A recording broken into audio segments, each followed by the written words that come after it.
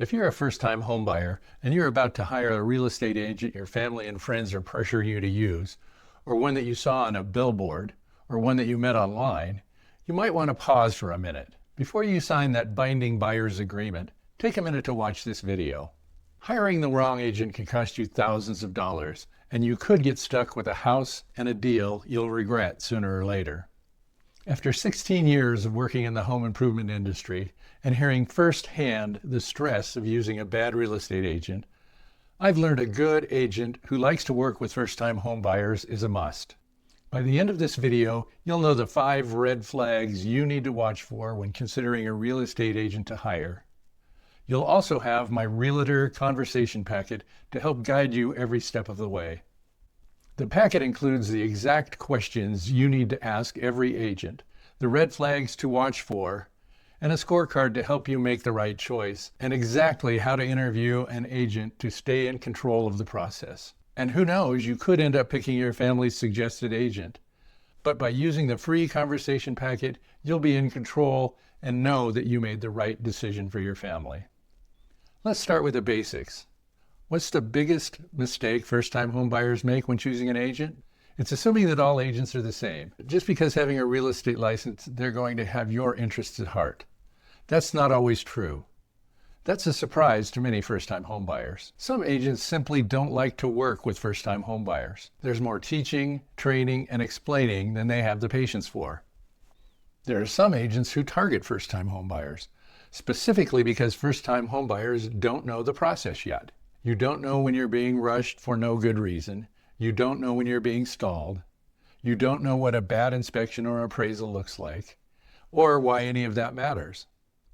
That makes you vulnerable to agents who prioritize their commission check over your long-term financial safety and security. What you need is a dedicated buyer's agent, someone who represents you, not the seller. And you need to know how to spot the bad ones before you sign any contract with them. Let's dive into the red flags to look for. Red flag number 1 is what I call the yes agent. This agent agrees with everything you say, and worse, everything that the seller's agent says.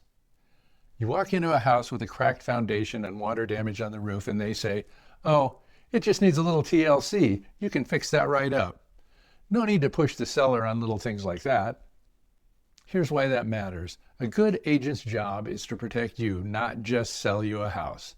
A good agent will walk into a home and absolutely point out the problems that matter the most. If your agent is only pointing out the beautiful countertops and ignoring the 20-year-old roof and the leaking water heater, then they're trying to make a quick sale, not protect you and your interests. Red flag number 2, the part-timer. Real estate sales is a highly competitive and fast-moving business. If a great house pops up on the market Tuesday morning, you need an agent who can get you in to see that house by Tuesday afternoon. When you interview an agent, ask them directly, is real estate your full-time job? If the answer is no, you need to think very carefully about whether they have the time and availability to compete in your local market and win your business. Red flag number 3 is a big one. An agent who constantly pushes you over your stated budget. You tell the agent your absolute maximum budget is $325,000, and they keep showing you houses in the $450,000 range, and then they tell you, "I know it's over your budget, but it's perfect for you," or "There's nothing else on the market in your range." Then they're not working that hard for you. Listen to me. Your agent does not pay your mortgage. They get paid a percentage of the sale price, which means the more you spend, the more commission they make. A good agent respects your financial boundaries. If an agent repeatedly ignores your budget, fire them.